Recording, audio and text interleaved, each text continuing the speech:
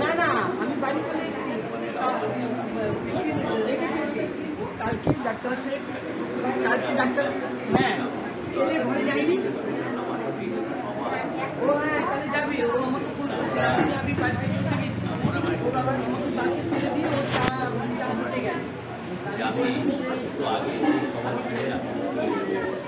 চা দিতে গেছে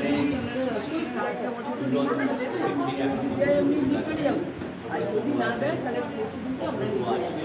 ঠিক আছে কালকে আপনার একটু ডাক্তারের সাথে কথা চালিয়েছে আজকের দিনে কোনো অসুবিধা আমরা এখানে এসেছিলাম সেখানে না না 156 জনের বাচ্চাকে ছেলে আসবে প্রসাদ দেওয়া হয়েছে তাদের একটুখানি পুষ্টিকর খাদ্য বিতরণ করা হয় সেগুলো অনেকের সামনে আমাকে আহ্বান জানানো হয়েছিল আমি এসেছিলাম বক্তব্য রাখার মধ্যে নতুন কিছু বলার মধ্যে নেই তারা পৃথিবীগুলোকে অশান্তি আপনারা জানেন একদিকে চলছে রাশিয়া ইউক্রেনের ভয়াবহ যুদ্ধ অন্যদিকে চলছে প্যালেস্টাইনের উপর ইসরায়েলের আক্রমণ অন্যদিকে ভারতবর্ষের দেখেন আপনারা একদিকে চলছে আম্বানি পরিবারের কোটি কোটি টাকা ব্যয়ে বিয়ের তার নিচে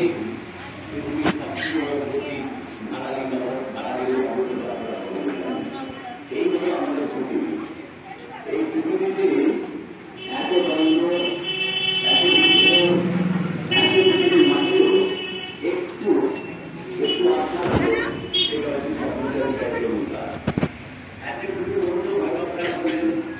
একটা বড় একটা সারা পৃথিবীর অন্যতম একটা ইন্ডাস্ট্রিয়ালিস্ট আম্বানি পরিবারের বিয়ের সঙ্গে সম্প্রচারী চ্যারিটেবল ট্রাস্ট কেন তুলনা করা হচ্ছে আমার কাছে তাদের যে উদ্যোগ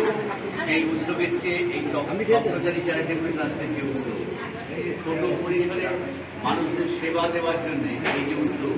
সেই উদ্যোগ অত্যন্ত প্রশংসার প্রাপ্য তারা দীর্ঘদিন ধরে চেষ্টা করে যাচ্ছে আমি অনেক অনুষ্ঠানে আমি এসেছি আমি আমাদের সংগঠনের তরফ থেকে অর্থাৎ আমাদের সংগঠন পরিবেশ প্রহরীর তরফ থেকে আমরা প্রায় 26 বছর বিস্তার করলাম বিভিন্ন ধারণা এইটাই বলবেন না এটা থেকে সরে যান এটা আমার 26 বছর অন্তত এই সংগঠন করার ফলে বুঝতে পেরেছি মানুষের পাশে দাঁড়ানোর আপনি একটা কাজ করুন না ওই সাইডে দেখুন না মানুষের পাশে দাঁড়ানোর জন্য আমাদের দরকার এই ধরনের উদ্যোগ এই ধরনের পরিশ্রম এই ধরনের মানসিকতার ভাব সম্প্রদায়ের চ্যারিটেবল ট্রাস্টের একটি অন্যতম দিক হচ্ছে আমরা যেসব সংগঠন করি বলতে দ্বিধা নেই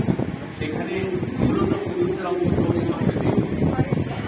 সম্প্রদায়ের চ্যারিটেবল ট্রাস্টে একটি ব্যক্তিগতভাবে ওদের এই ট্রাস্টের যে কর্মকাণ্ড ওরা করে তাকে খুব মহিলায় করে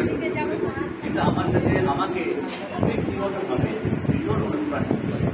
আমি ওদের সঙ্গে কথাবার্তায় বলেছি আজকাল বাবা এর ফলে ওরা কথা দিয়েছিল আমি বলেছিলাম যে আমাদের সম্বন্ধে যারা আছে তাদের নিয়ে বসে আমরা যদি একটা নিজেদের মধ্যে আলোচনা করে একটা রূপরেখা তৈরি করতে পারি যে আমরা একে অপরের পাশে সবসময় দাঁড়াবো আমি আমাদের সংগঠন পরিবেশ করি সেই সংগঠনের পক্ষ থেকে আশ্বস্ত করতে চাই এই ধরনের যে কোনো মানবিক কাজ সেই মানবিক কাজের পাশে আমরা আছি আগামী দিনে আমরা থাকবো বিগত দিনে ছিলাম আজকে আছি এবং আগামী দিনে আমরা থাকবো সম্প্রচারী চ্যারিটেবল ট্রাস্ট শুধু যে এই প্রসাদ বিতরণ বা আজকে এই বয়স্কদের মধ্যে কিছু পুষ্টিকর বা একটি খাদ্যদ্রব্য বিতরণ নয় ওরা মানবের দিক থেকে আমি দেখেছি যে অনেক কাজ ওরা আস্তে আস্তে করছে এবং আমরা এই প্রস্তাব দিয়েছিলাম যে কোনো বৃদ্ধাশ্রম করা যায় বা এই ধরনের কোনো কিছু বয়স্ক মানুষদের নিয়ে যদি কোনো প্রজেক্ট করা যায় তা আগে সভাতে ওনাদের কার্যকরী সভাপতি দীপঙ্কর বলেছিলেন যে ওনারা নাকি জমি পেয়েছেন এবং সেই জমিতে ওনারা চেষ্টা করবেন পরবর্তীতে অনেক পরিশ্রম করতে হবে অনেক এগোতে হবে এই জন্য দরকার প্রশাসনের সহযোগিতা এর জন্য দরকার আপনাদের সম্প্রচারী চ্যারিটেবল ট্রাস্টের প্রত্যেকটি কাঁধে কাঁধ মিলিয়ে লড়াই করা তার অন্যতম আর এক দিক হচ্ছে অর্থ জোগাড় করা। অর্থ তো অবশ্যই যে কোনো কাজের জন্য দরকার, তবে আমাদের এই 26 বছর আমি অন্তত পরিবেশ করি, সংগঠন করি, যেগুলো বুঝেছি অর্থটা খুব বড় ব্যাপার, অবশ্যই ব্যাপার। অর্থ লাগবে। একটা পোস্টার মারতে এখন 8 থেকে 10 টাকা খরচা। যদি আপনি 1000 পোস্টার করেন, আপনাদের 10,000 টাকা খরচা করতে পোস্টার প্রচারে। একটা যদি কোনো জনসভা করেন, বড় কোনো আউটডোর কোনো প্রোগ্রাম করেন, সেখানে আপনার অর্থের অবশ্যই দরকার। কিন্তু সেই অর্থ কিন্তু জোগাড় হয়ে যায়। মানুষজন আছেন, এই আজকে যে ঘটনা বেঁধেছেন প্রকাশ এই প্রকাশ পরিচয় হল, উনি শুনেছেন, দেখেছেন, ওনার হাত প্রসারিত করেছেন একটা সম্প্রদায়। এই ধরনের যে কোনো যারা করবেন, আশা করছি যে তাদের কাছে উনি এগিয়ে যাবেন। অসহায় মানুষগুলো এই ঝড় জলের মধ্যেও তারা এসে উপস্থিত হয়েছে সামান্য একটু খাদ্যদ্রব্য গ্রহণ করবার জন্য। এই উদ্যোগ ওনাদের মধ্যে যে মুখে যে অমলিন যে হাসি, সেই হাসি আমাদের সকলকে অনুপ্রাণিত। আমি বিশেষ কথা বলবো না, আজকে আমাদের ব্যস্ততা আছে, আমি চেষ্টা করবো যে আগামী দিনে এদের পাশে দাঁড়াতে যতটা সম্ভব আমার ব্যক্তিগত আমার পক্ষ থেকে এবং আমার সংগঠনের পক্ষ থেকে। আগামী দিনে আর যে উদ্যোগ এটা গ্রহণ করবে সর্বজনীন চ্যারিটেবল, সেখানে অবশ্যই থাকবো এবং এদের পাশে দাঁড়িয়ে এদের সংগঠনের সাথে